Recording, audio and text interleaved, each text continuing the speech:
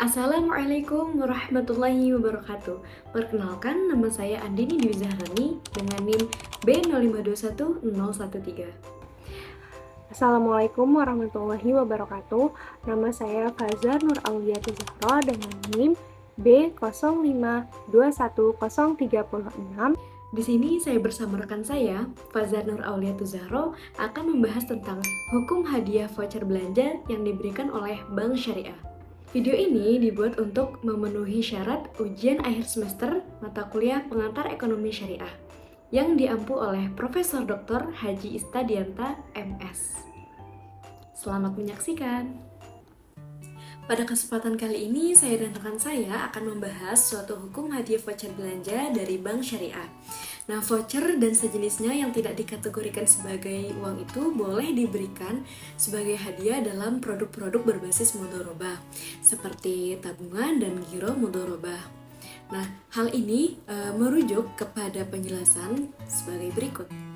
Sesungguhnya dalam transaksi mudharabah itu termasuk produk-produk giro dan tabungan mudharabah itu diperkenankan bagi pengelola atau bank syariah untuk memberikan hadiah kepada deposan, pemilik tabungan atau giro dengan syarat seluruh ketentuan dan rukun mudharabah itu diaplikasikan dan hadiah tersebut bukan rekayasa untuk melakukan transaksi atau kredit ribawi, tetapi murni sebagai gimmick marketing perusahaan. Nah, hal ini merujuk kepada kaidah umum, yaitu al-aslu fil muamalat al-ibahah illa an yadulla dalilun ala tahrimiha. Karena pada dasarnya semua bentuk muamalah itu boleh dilakukan kecuali ada dalil yang mengharamkannya. Nah, apa sih maksud dari kaidah ini?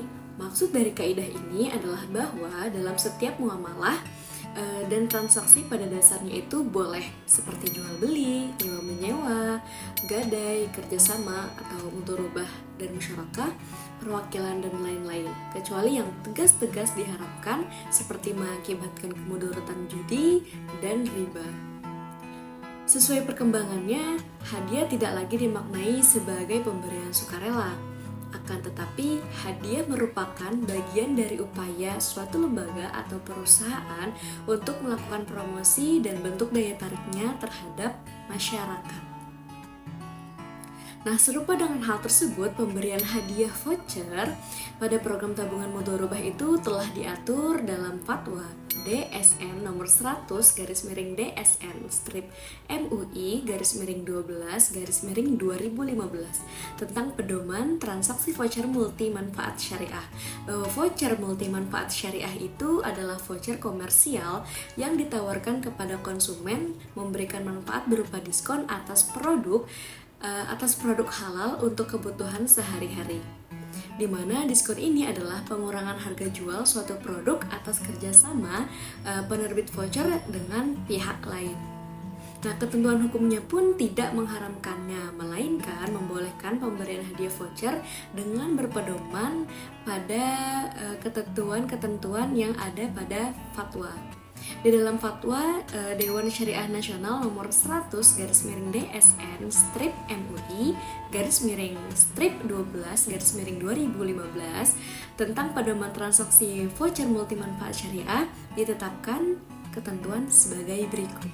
Di sini saya ingin melanjutkan materi yang telah disampaikan oleh rekan saya, yaitu Andini Dwi Zahrani. Di sini saya ingin melanjutkan beberapa syarat nasional tentang pemberian voucher.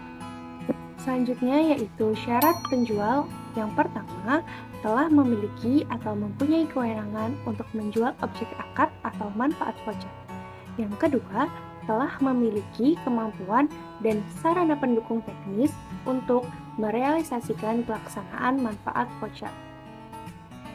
Lalu, yang kedua ada syarat pembeli. Yang pertama syaratnya yaitu memiliki pengetahuan yang memadai atas objek akad. Yang kedua, cakap hukum atau mukalaf. Lalu ada syarat objek akad. Yang pertama yaitu jelas dan dapat terukur objeknya.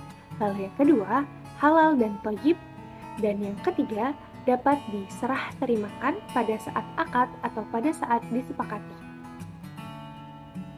Selanjutnya, penerbit voucher boleh menentukan beberapa hal.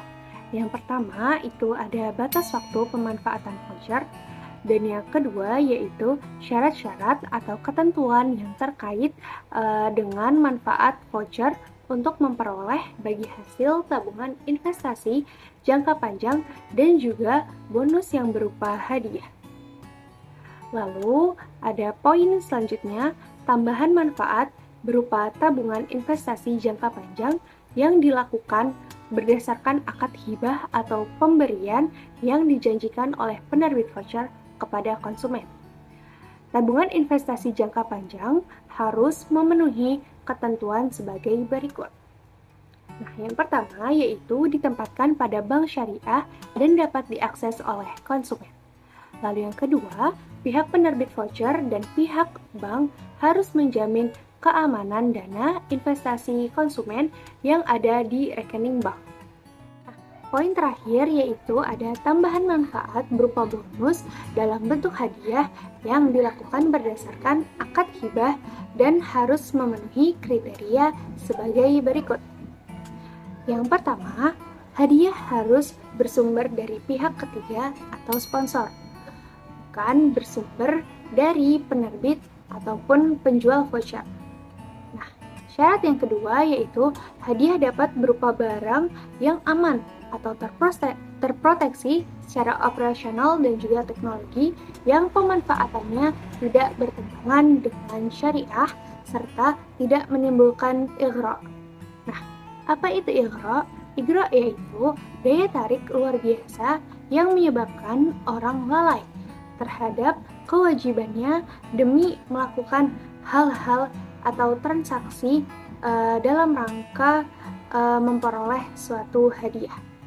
Lalu syarat yang terakhir yaitu proses undian harus dilaksanakan secara jujur dan transparan, serta sesuai dengan prinsip syariah dan juga peraturan perundang-undangan yang berlaku.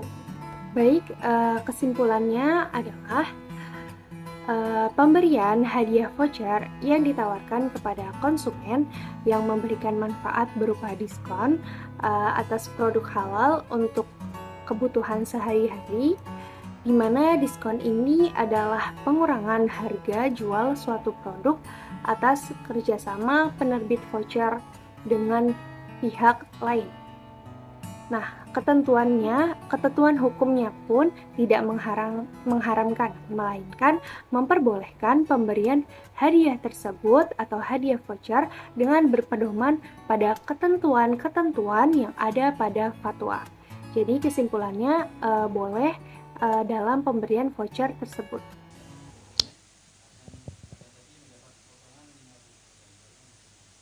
Ya, itu dia. Itu di antara pertanyaan yang sulit untuk dijawab gitu. Karena terkait dengan bank gitu masalahnya gitu. Jadi usahakan kita itu menghindari hal-hal yang semacam itu ya. Nah, lebih baik kita menghindari hal-hal yang semacam itu. Kecuali kalau seumpama suatu voucher yang ditawarkan oleh pihak si penjual, baik itu restoran atau merchant-merchant yang lainnya yang menawarkan suatu bonus misalnya untuk supaya banyak konsumen yang datang membeli darinya misalnya, ya itu nggak apa-apa gitu loh. Tapi kalau seumpama bank yang menawarkan, masalahnya kan bank itu kan terkait dengan transaksi riba gitu loh.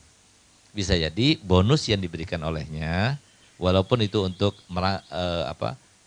merayu pelanggan supaya dia itu menggunakan aplikasi yang disediakan itu ya. Tapi karena itu terkait dengan bank yang dia menyediakan transaksi riba, takutnya dia itu termasuk yang ikut di situ di dalamnya. Jadi lebih baik nggak pakai gitu loh. Lebih baik nggak pakai. Seperti kalau kita itu pakai ATM ini maka dapat potongan sekian, atau kalau kita pakai platinum maka kita bisa mendapatkan